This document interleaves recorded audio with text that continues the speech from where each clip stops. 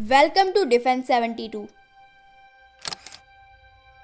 भारत ने जब light combat aircraft बनाने की शुरुआत की थी, जिसे बाद में तेजस जेट का नाम दिया गया, तब इसके लिए ज़रूरी इंजन्स को भी भारत में ही तैयार करने का डिसीजन लिया गया था। इस इंजन को कावेरी इंजन कहा जाता है। पहले उम्मीद थी कि भारत जब तक तेजस की डेवलपमेंट स्टेज पूरी करेगा तब तक इस इंजन को भी तैयार कर लिया जाएगा, लेकिन ऐसा पॉसिबल नहीं हो पाया। उसके बाद अमेरिकी कंपनी से S404 इंजन्स का कॉन्ट्रैक्ट किया गया था कि तेजस जेट के प्रोटोटाइप में इसे लगाकर तेजस जेट के डेवलपमेंट की देरी को रोका जा सके, लेकिन ये भी पॉसिबल नहीं हो पाया। कुछ साल के बाद सारी रिस्ट्रिक्शंस हटा दी गई और भारत को अमेरिकी F404 इंजन्स मिलने लगे। 2001 में तेजस ने अपनी फर्स्ट फ्लाइट सक्सेसफुली पूरी की। कावेरी इंजन अगले 8 सालों में भी पूर्णता हासिल नहीं कर सका और फाइनली 2008 में इस इंजन को तेजस जेट प्रोग्राम से ऑफिशियली डीलिंक कर दिया गया। अब ये तय हो चुका था कि तेजस जेट में कावेरी इंजन नहीं लगाया जाएगा। इसके बाद एक ऐसा स्टेज भी आया जहां कुछ सालों तक कावेरी इंजन से संबंधित चर्चा तो होती रही, किंतु वास्तव में कावेरी इंजन के डेवलपमेंट में कोई प्रोग्रेस देखने को नहीं मिली। बात करें करंट स्टेटस की तो कावेरी इंजन की बहुत सी कमियों को सुधार लिया गया है, जैसे ज़्यादा वाइब्रेशन, काफ़ी ज़्यादा साउंड प्रोड्यूस करना, टर्बाइन ब्लेड्स का टूटना, इन सभी प्रॉब्लम्स को दूर किया जा चुका है। अभी कावेरी इंजन 75 किलो न्यूटन की थ्रस्ट को जनरेट कर रहा है, जो राफेल के M88 इंजन के इक्वल है, लेकिन ये तेजस जैसे सिंगल इंजन फाइटर जेट के लिए काफ़ी नहीं है।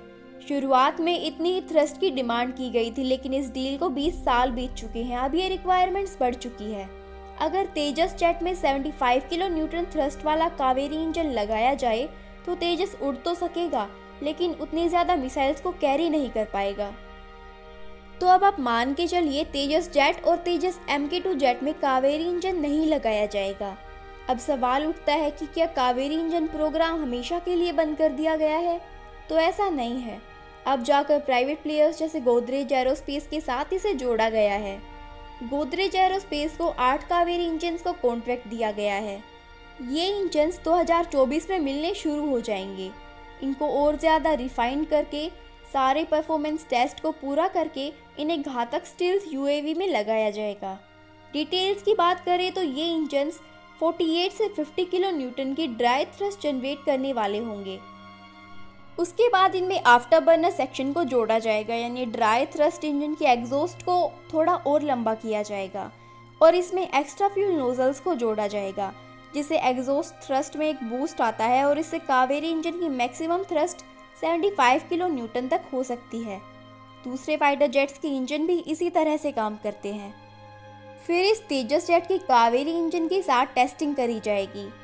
हमें ये भी नहीं भूलना चाहिए कि ये सिर्फ टेक्नोलॉजी डेमोन्स्ट्रेशन के लिए किया जाएगा। जब कावेरी इंजन की सभी टेक्नोलॉजीज कंसिस्टेंट और रिलायबल हो जाएंगी, तब कावेरी इंजन का MK2 वेरिएंट बनाया जाएगा, जो 95 से 98 किलो न्यूटन थ्रस्ट को जनरेट करने में कैपेबल होगा।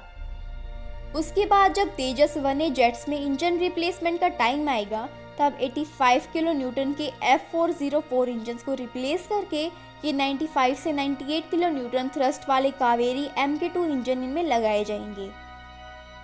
Thanks for watching, subscribe this channel and stay tuned for more such updates.